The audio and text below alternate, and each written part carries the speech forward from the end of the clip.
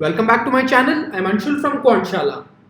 So yesterday we had a quant sectional mock test on our Facebook group where a lot of enthusiastic participants participated live in the mock test, all of them together. And the mock test started at 10, went on till 11. So great participation. A lot of them solved a lot of questions correctly. So all in all, a very great experience for all the participants.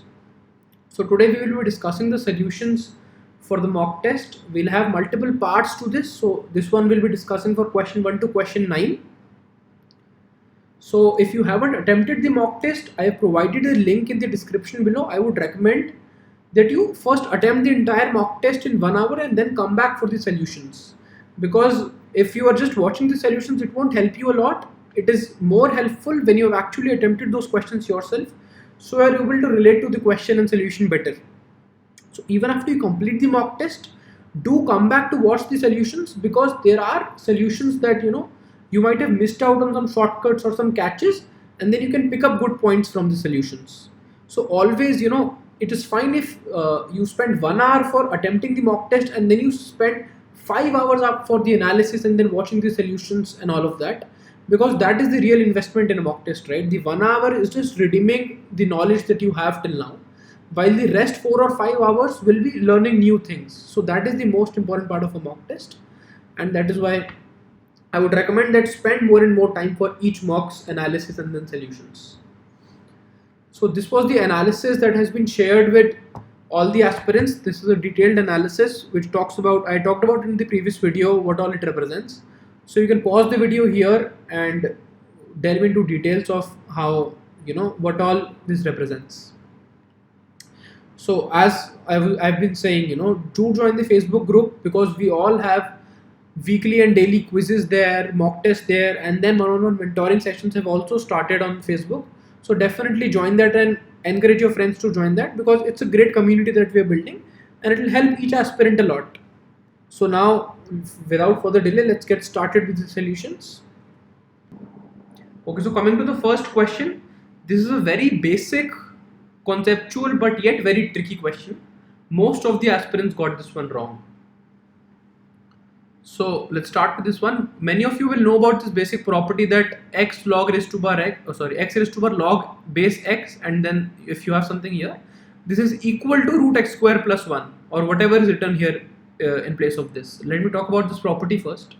Let's forget about this question for once. Okay, let's say you have a raised to power log base ab. Okay, this will always be equal to b. Why? We'll discuss it with two methods, and make sure you understand both of them. Don't just be satisfied if you understand only one. If you are not understanding the other one, put some effort to understand that. First, let's talk about very intuitively, very basic definition of log. Okay, when you talk about log ab, what does it mean? Log base a index b. Okay, take a few examples. Let's take a few examples here. Let's say log 2 8 is equal to 3. We know this. Okay, let's take another example. Log 3 9 is equal to 2. We know this. So what does it mean? 2 raised to power 3 is 8, we know. 3 raised to power 2 is 9. It means that what power should 2 be raised to so that it becomes 8? In other terms, 2 raised to power question mark is equal to 8. Okay, this is what this represents. This question mark is 3. कि 2 की क्या power करें कि 8 आ जाए. Similarly here, a की क्या power करें कि b आ जाए. Okay, so what power should a be raised to so that it becomes b? Now you are actually putting that power on a, so it will obviously become b, right? Ismay, for example, if you see in this example, if you raise 2 to the power this thing, here you are getting 3, 2 की power 3 करेंगे, then you will get 8 only, obviously. Okay. So first, very simply, intuitively, we have discussed that this is 8, this is b basically. A raised to bar log base a b will always be b. Second, let's discuss it by equation also. Let's equate this to y. The answer is y, a raised to power log a b. Now take log a on both sides. What do you get on the left hand side? Log a y is equal to, what do you get here? Log of base a, and then this entire thing, a raised to power log a b. Okay. Now this is an exponent, so this will come on the left side down. So this becomes log a b. This thing has come down, multiplied by what is left, log AA. Log AA is 1. This is 1, so you can neglect this one. So log AY becomes equal to log AB. What does that mean? Y is equal to B. If you didn't know about this property, remember this is a key takeaway from this question. This is a very important and basic property that you should know about. Okay, so let's get started with the question now. So now you know that the left hand side will be under root x square plus 1. The right hand side is under root 2x. Obviously squaring both sides because you can't do anything inside a square root. Bring the 2x to the left, x square minus 2x plus 1 is equal to 0. This all of us know is x minus 1 ka whole square. Or if you don't, you can just factorize it by the regular quadratic method. So you get x is equal to 1. Okay, is the answer 1? How many real values of x exist for this equation to be satisfied? 1 exists, so answer is 1? No. This is what most of the students made the mistake. So when you study about log, okay, the log AB, we just defined it. What power should A be raised to get B? There is some domain of this function. What does domain mean? What can A and B, what values can A and B take? So B can be from 0 to infinity, okay? Greater than 0 positive number, any real number, any positive real number basically. And A is also having the same domain, but 1 is not there in the domain. This is the domain of A. Okay, this is the domain of the base. Base cannot be 1. Why? It is very obvious. If you say log 1 10, what does it mean? कि what power should 1 be raised to get 10? 1 की कुछ भी power करोगे तो 1 ही आएगा ना, 10 तो आ नहीं सकता. Whenever you raise any power to 1, you are bound to get only 1. 1 की power 100, 1 की power 1000, anything is always 1. So there cannot be any value for this. Okay. So the answer is 0, which means none of the above in this case. Okay. So always when you are solving an equation and you get an answer, always what you try to do is you get the domain of the original equation and then compare the domain with the solution that you got. Okay. So let's go to the next question now.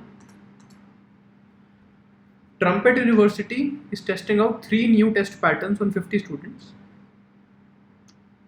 They need 25, 15 and 10 students for the first, second and third patterns respectively. So there are 3 new test patterns, total 50 students, and this total should be 50, right? Okay.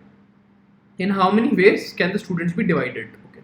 Make sure they are asking about divided, okay, division. So they are not asking about the internal permutation of the students, but only how the groups can be divided. So 50 students, now they need to select these many students, okay. In how many ways can they select 25 students from 50? 50 C 25. Now how many students are left? Again, many people remember the formula for such things. Never remember the formula for this because you're just clogging your mind by useless formulas, whereas you can calculate it within seconds. Okay. How many students are left now? 25 are already gone to first. So you have 25 students left, right? 50 minus 25.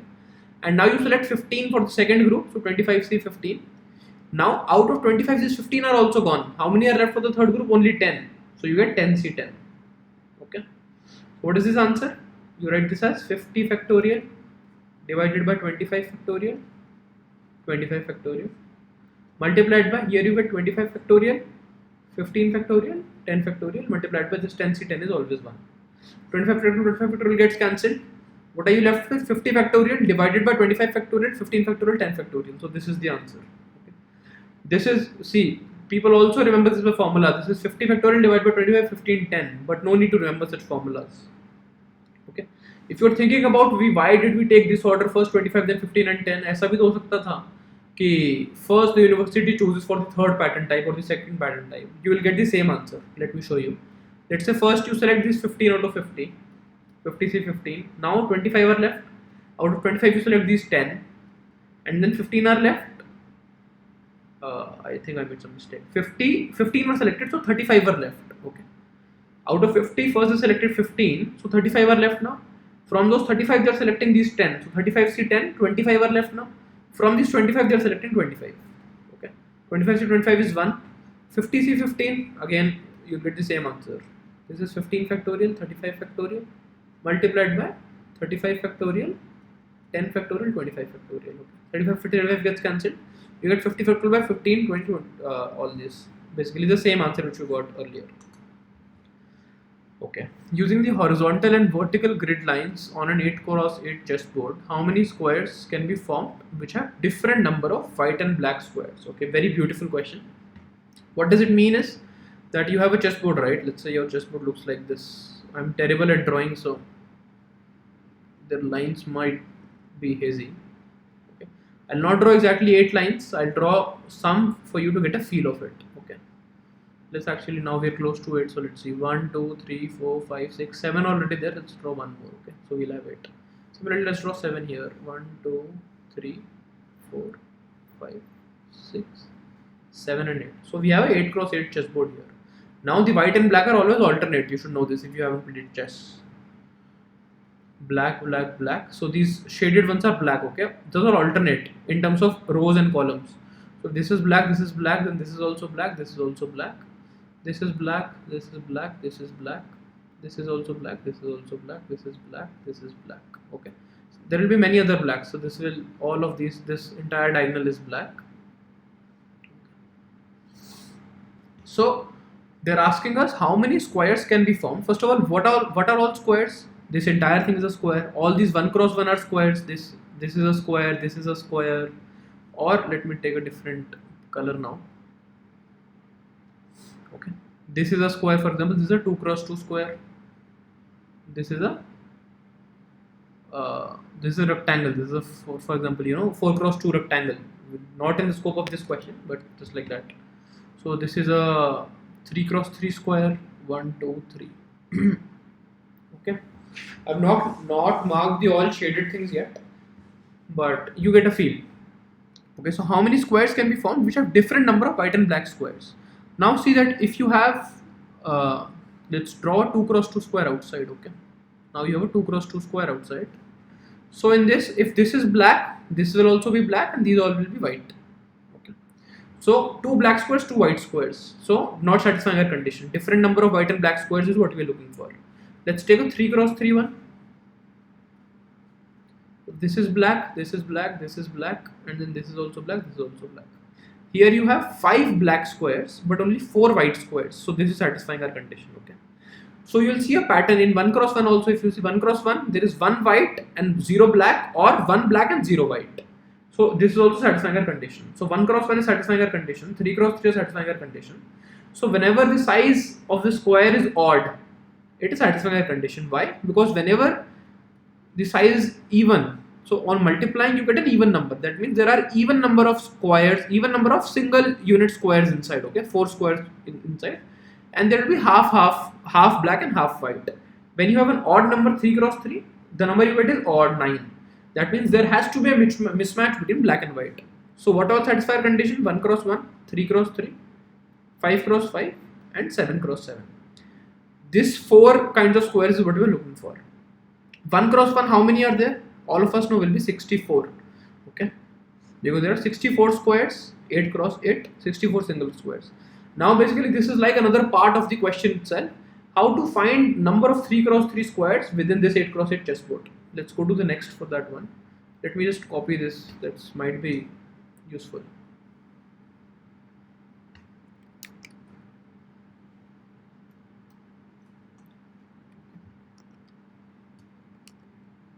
Okay, we've copied this one. Okay, now what we're looking for is 1 cross 1 squares, 3 cross 3, 5 cross 5, and 7 cross 7. Now we can forget about black and white, right? Black and white ka kaam ho gaya.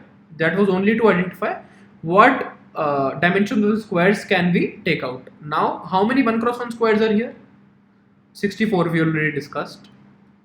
Because for example, simple mein le lo na, if let's say there is a 3 cross 3 square, and isme how many 1 cross 1 squares will be there? This is 3, this is 3, 9, right? 1, 2, 3, 4, 5, 6, 7, 8, 9. 3 options here, 3 options here. Okay, now for 3 cross 3, this is let's now try to solve it generically. Let's say for any square, what do you need to choose? One vertical line here. Okay, if you selected this one vertical line here, the other vertical line automatically gets selected on the right, because the size of square is 3 cross 3. That means the next vertical line will be here automatically. Now you don't have to choose that. You can't choose that, right? Because ye horizontal length what we want is 3. Similarly, if you choose one horizontal line here, this is a free choice. After that, the next horizontal line gets chosen automatically because the size of square is 3. So 1, 2, 3. So the next one is automatically chosen. So this is what we choose as free choice, the first vertical line, and the first horizontal line is also free choice. and this are all fixed. This is fixed from the first free choice, and this is also fixed. Okay. So for 3 cross 3, what all choices can you make for the first vertical line? Now you can see that this forms a 3 cross 3 square. Okay. So now for 3 cross 3, what all choices can you make for the first vertical line? So you can't make this choice because now the next horizontal line will not be able to span across the 3 cross 3 square. So the minimum that you can choose, the maximum that you can choose is this one. Okay. So that 1, 2, 3. Now you can have 3 cross 3 square. So how many options do you have for this? 1, 2, 3, 4, 5, 6. You have 6 options for this. And similarly, you have in the horizontal option. So again, you can't choose this, but you can choose this maximum. So from here to here, you have 6 options. 1, 2, 3, 4, 5, 6. Okay. So you get 6 cross 6, 3 cross 3 square. Basically 6 multiplied. You get 36 squares which are of dimension 3 cross 3. Similarly, 5 cross 5, you will have to choose. You can't choose this or this. I think you can choose this, right? Can you choose this? Let me draw this thing here. So you get 1, 2, 3, 4. You can't choose this also. Okay. So you have to choose maximum of this. So now you can get, this is getting a little complicated. The figure is getting clumsy. So let me just redraw the figure. So we'll copy this again.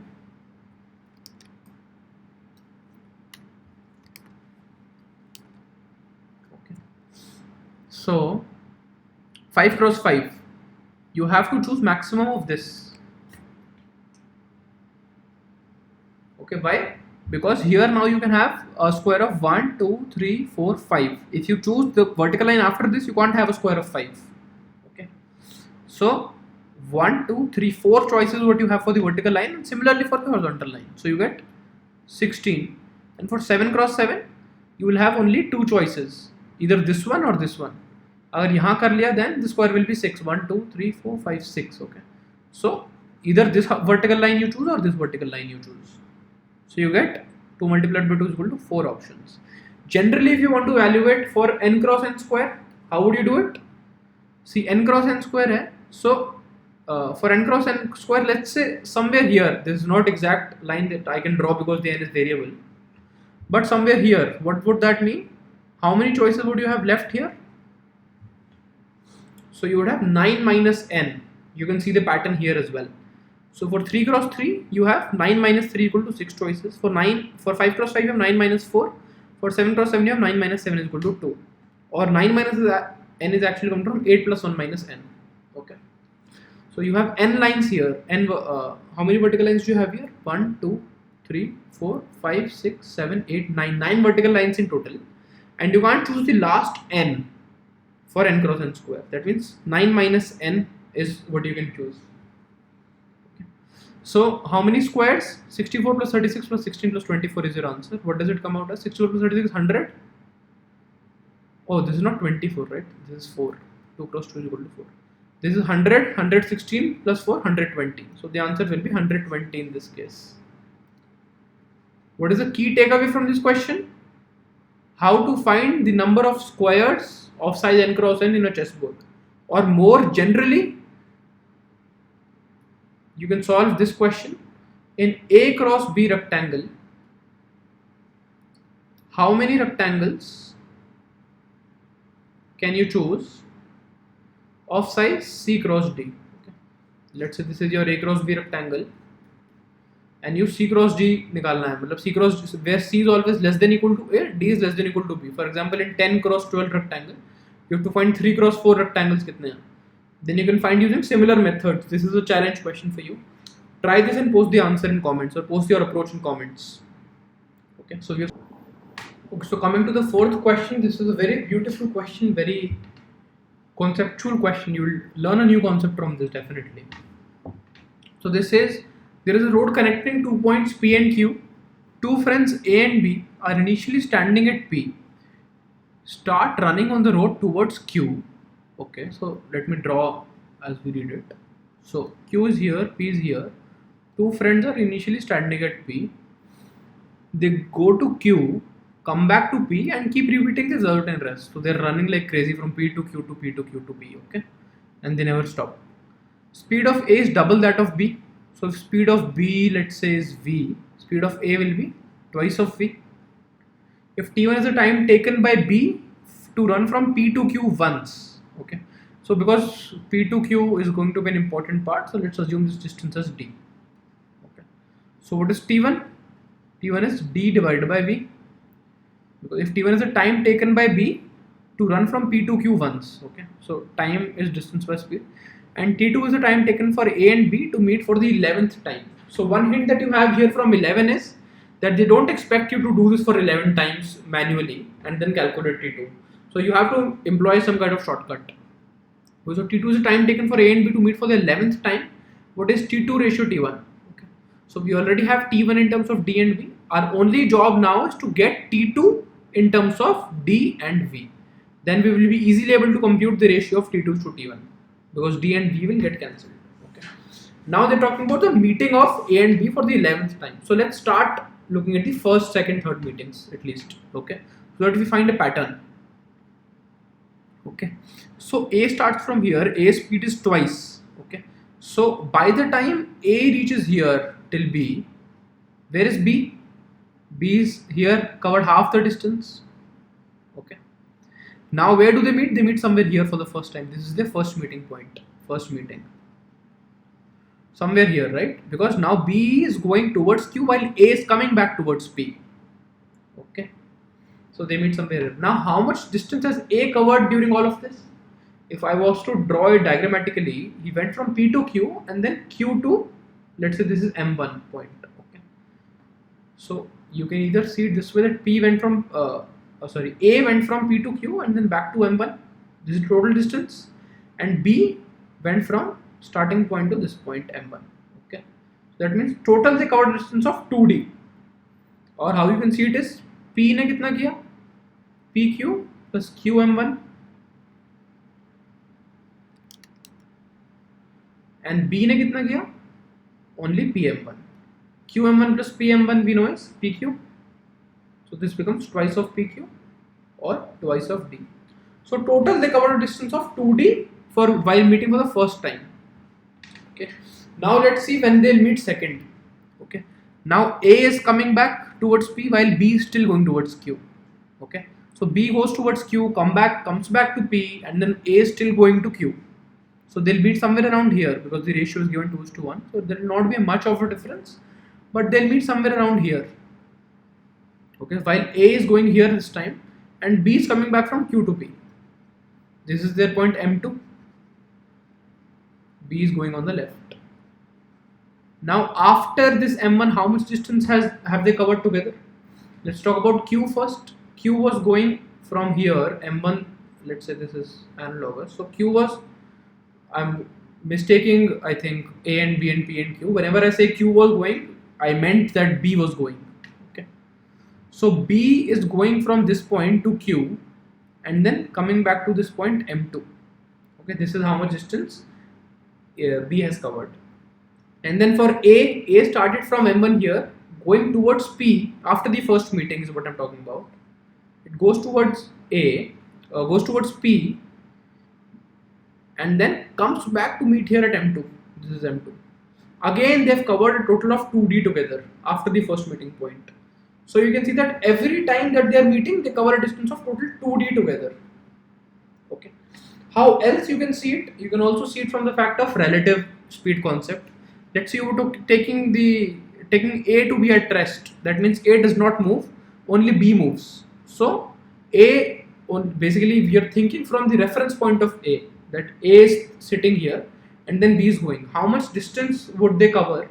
For how much distance would be covered for them to meet? B would go to Q and then come back to P. That means the distance of 2D will be covered. Okay. So we have established from this fact from both places. This one was quite simpler, but you need to understand both of these. Okay.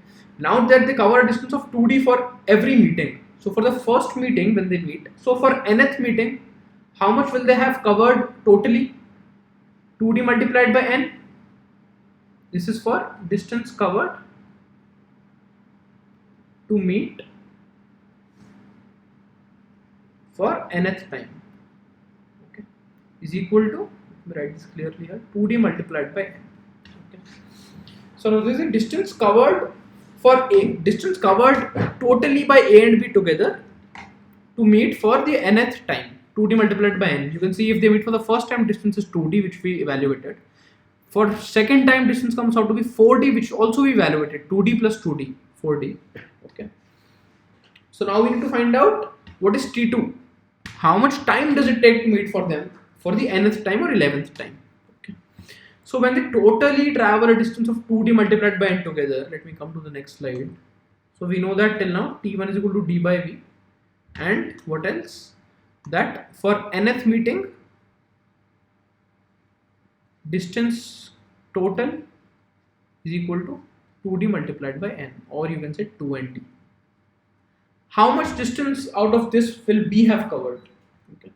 Because A's speed is double, A will always cover twice the distance, so 2x, while B will cover, if B has covered x distance, A will have covered 2x the distance, is equal to this 2dn or 2nd. So x will be 1/3 of this 2nd. You could have easily said this without the equations also. A is covering twice, so A is covering 2 parts while B is covering 1 part. So B will cover 1/3 of the entire thing. Okay.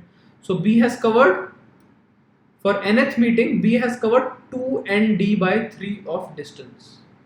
We know the velocity of B or the speed of B. Speed, what is time? Time is distance by speed.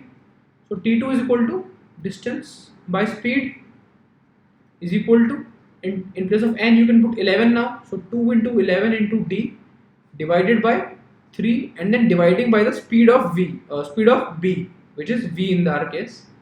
Okay, so this comes out as 22D divided by 3V.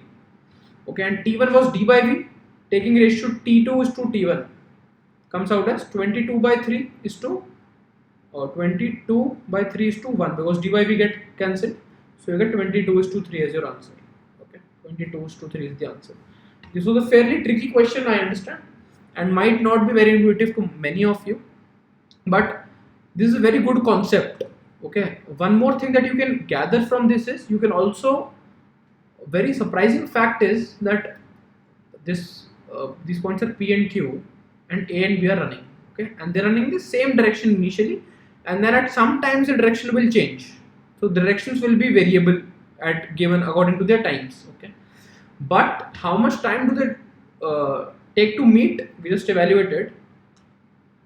The time taken is this much. Okay, 2nd by 3v. So 2nd by 3v is what they take, time taken for nth meeting. Time taken for nth meeting. But this was the time evaluated only for B.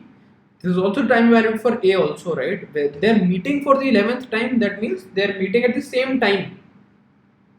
That means A has traveled for the exact same time as B has traveled. Okay. So this is actually, if you consider A to be at rest, okay, then for nth meeting, how much distance will they cover? 2D multiplied by n or 2nd or 2dn.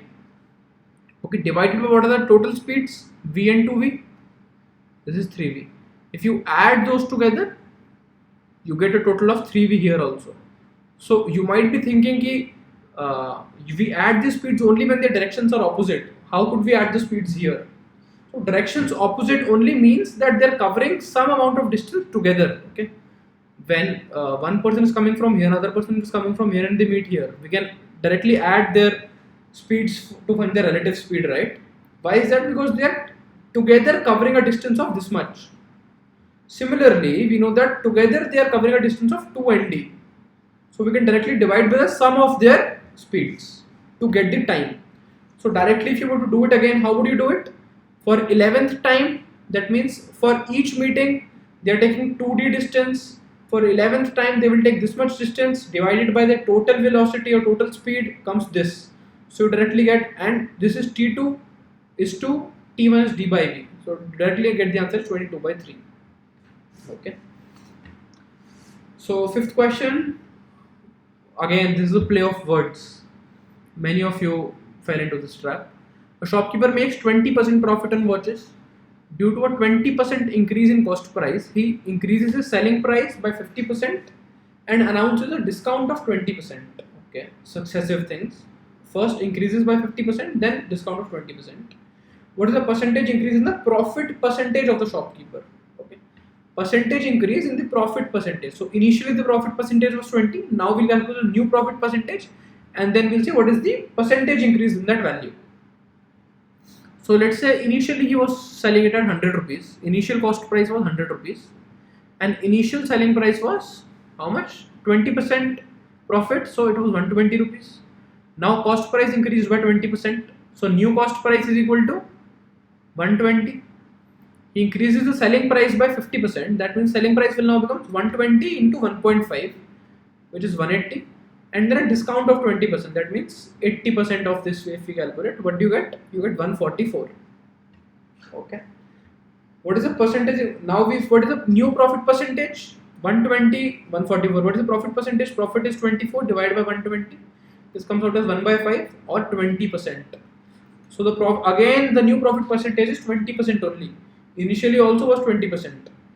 Percentage increase in profit percentage is 0 because it is going from 20 to 20. No change. Okay. 20 minus 20 by 20. This is final. This is initial, and this is also initial. Okay. Answer is none of the above. I took values here, but you can also take variables. So how would you do it? Initial cost price was C. Final cost price become 1.2 C. Okay. What was initial selling price? 1.2 C. Then into 1.5, then into 0.8 because of the increasing selling price and discount. Okay. Now this is the new selling price, new cost price, and find the profit percentage from this. You will get same 20%. Okay. Whenever you're doing questions, try to do it from multiple methods so that you get a very good feel of the concept. Okay, cylinder is carved out from a right circular cone of radius 12 cm and height 10 cm. Cylinder is carved out. Carved out means they have cut it out from a right circular cone. Okay. Using using some axe, not hacksaw or something like that, just so that you can imagine. So what is the ratio of the maximum possible volume of cylinder to the volume of leftover figure? Okay. Let's say this is a right circular cone. Okay, this is the base of the right circular cone. This is a 3D figure, and then you are extracting a cylinder out of it. So the cylinder will look something like this here.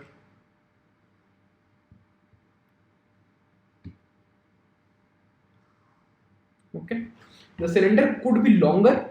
That means it could be something like this, with less of radius and more of height, or it could be fatter. That means more radius but less height.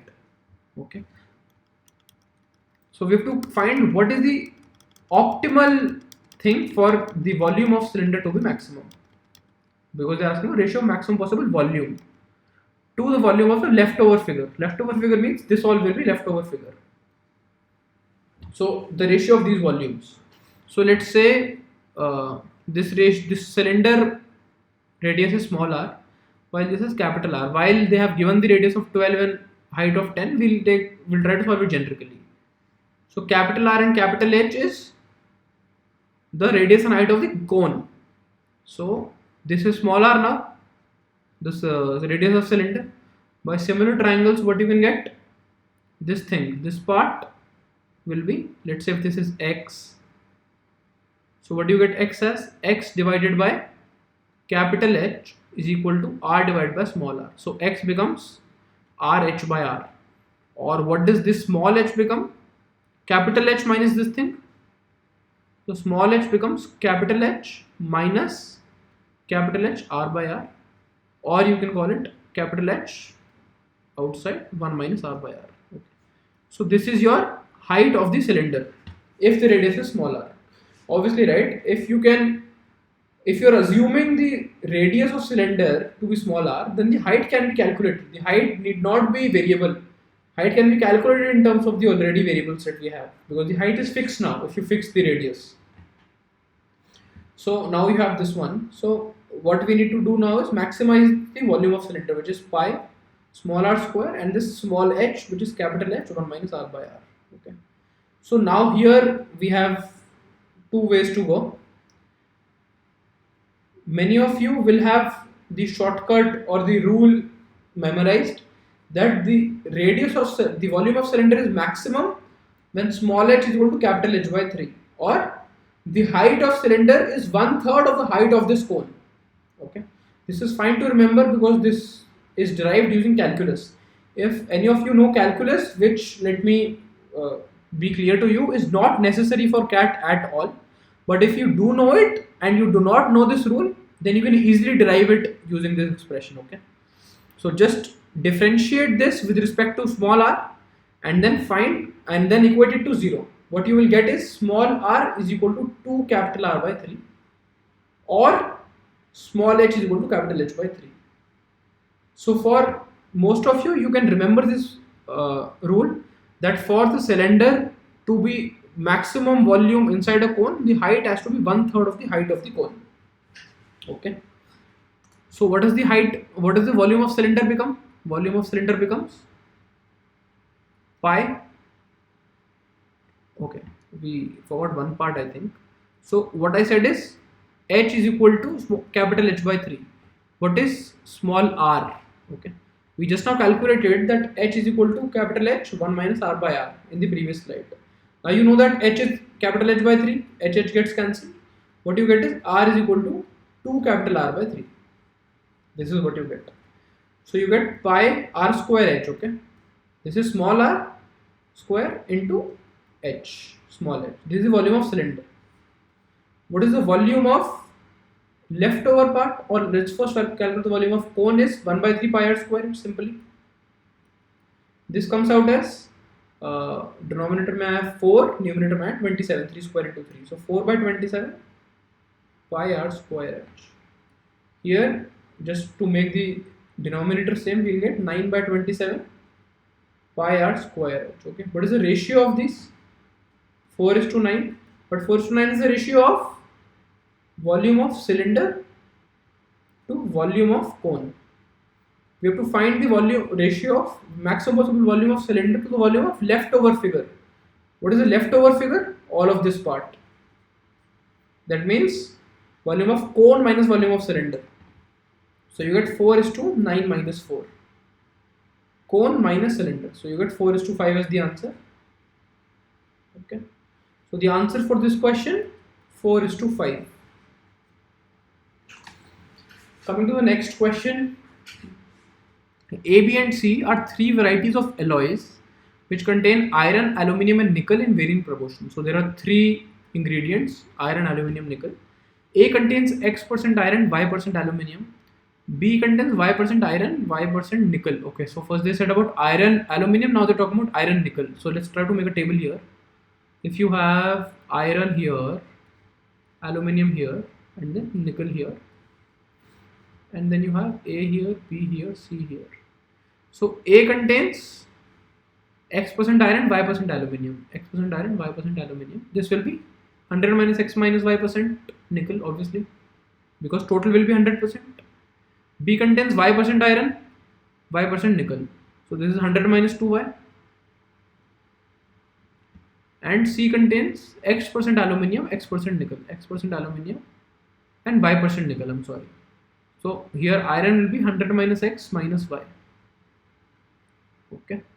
When A, B and C are mixed in the ratio 2:3:5, then the final mixture has this.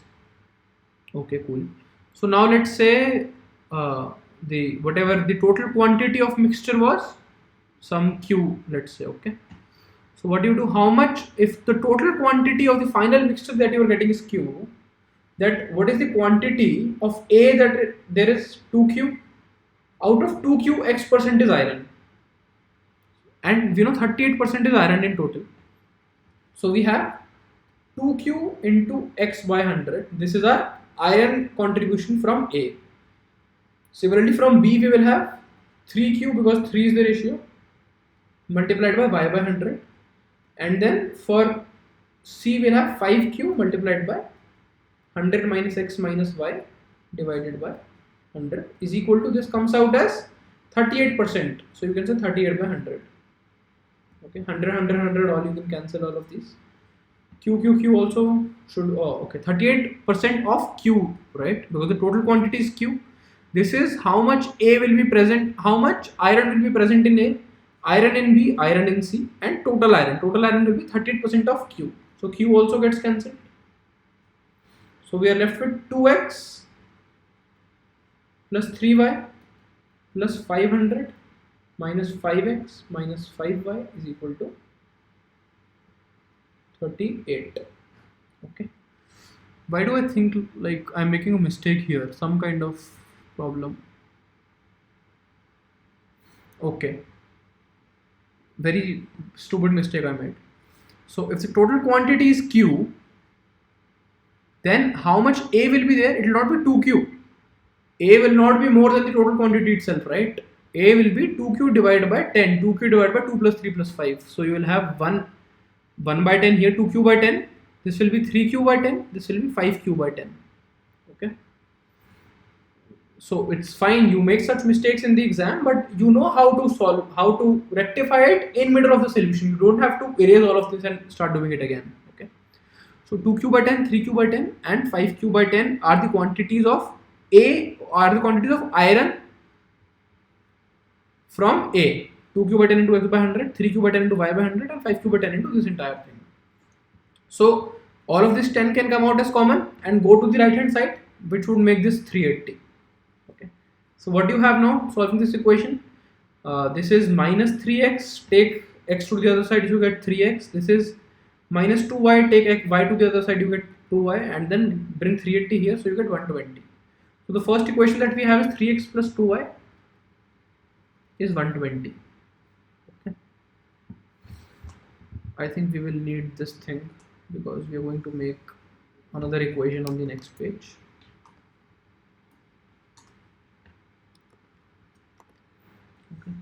Let me just take off this here. So now the first equation that we have from iron is this. Now aluminium we are given yx and 100 minus 2y. So again, how much aluminium is coming from A? It will again be 2q by 10 multiplied by y plus 3q by 10 multiplied by 100 minus 2y. I am not writing the denominator 100 this time because we know that they get cancelled. In fact, we can afford writing not writing q as well, because we know that q will also get cancelled. Okay, so what do we have here? 5q by 10 multiplied by x, okay, is equal to 28%, 28 q, because 100 in the denominator gets cancelled everywhere. Q also gets cancelled. So what do you get? And then this 10 comes to the right hand side to become 280. Now let's try to do this in your head, not write everything down, so that you gain some speed also. So this becomes 2y. Where else do you have y? You have 3 into minus 2y minus 6y. So this becomes minus 4y in total. Then you have this plus 300 and 280 comes on the right side, so this becomes 20. 300 minus 280, and then you have a plus 5x here is equal to 0. Okay. So what you can say, let this 20 remain here, take the other two things there. So minus x plus 4y is equal to 20. Now your only job is to solve these two equations and get the values of x and y. Okay, so we have these two equations now in x and y, two variables, two equations. We can easily solve x and y. You can see that easily we can do an elimination, right? Multiply this by 2, you get 4y here, you already have 4y here. Multiply this by 2, what do you get? 6x plus 4y is equal to 240. Now to eliminate x, subtract these two equations, the first one and the second one. So 6x minus 5x becomes 11x.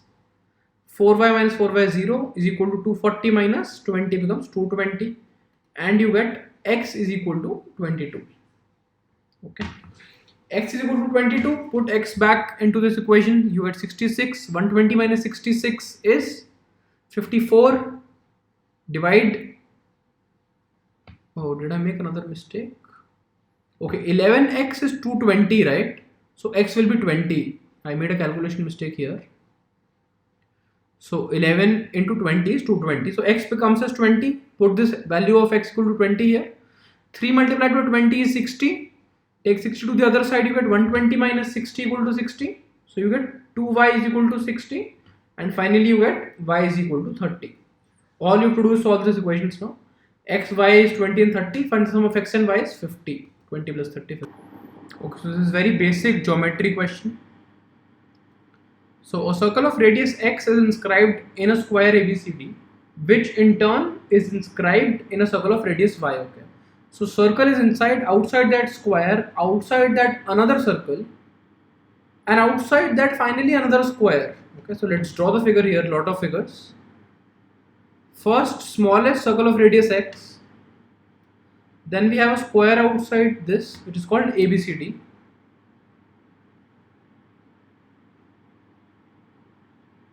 So you get ABCD square here. Label it any way you want. Outside that, a circle of radius y.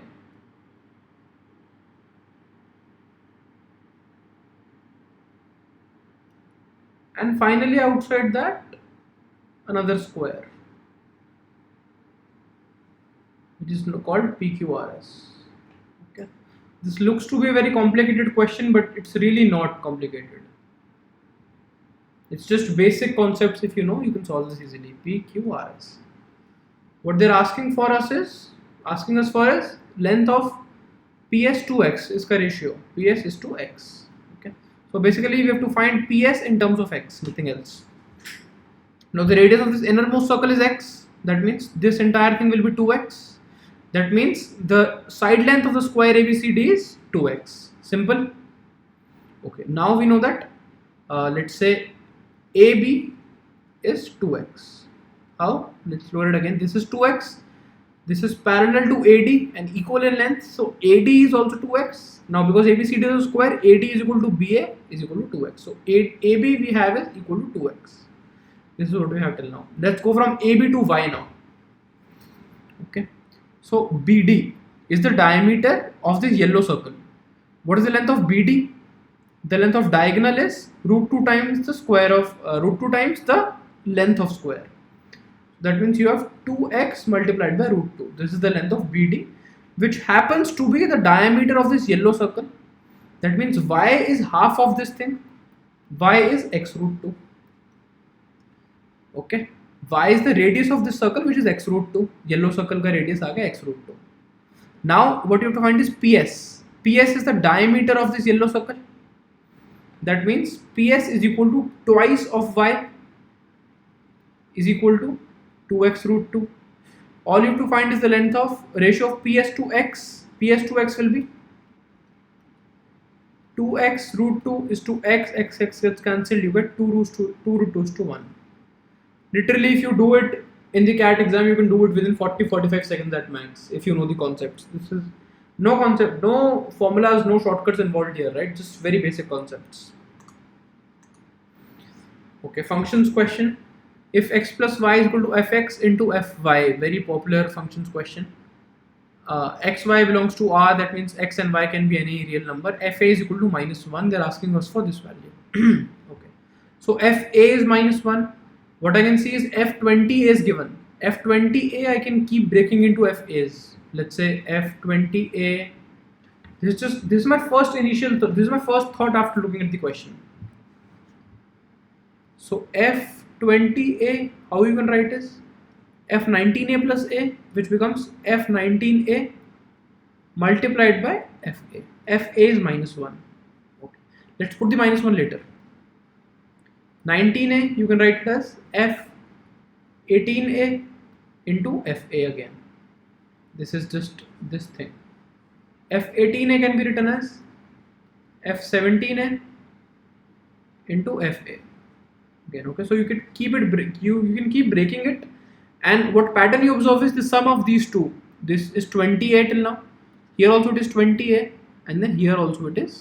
Oh, here it is not 20a. The entire thing will become 20a. Okay, because this thing is only 19 wala part and this thing is only 18 wala part. Okay, if you write F20a in terms of F17a, what does it become? F20a becomes F17a multiplied by FA, ye wala, then you have this wala F, and then you have again this wala F. So this becomes FA raised to power 3. Okay, so the sum of these two numbers 17 and 3 is 20. This will always remain 20.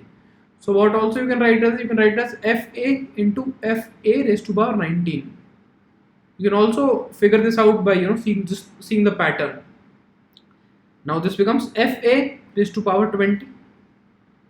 So F20A is nothing but FA raised to power 20.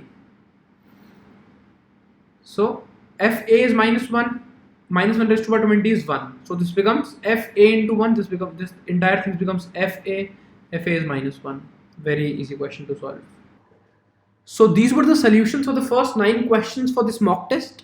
I hope you are also solving these questions yourself, because that is when you will be able to extract the real benefit of this video, so that you are able to compare my solution to your solution and then you are able to extract the good points.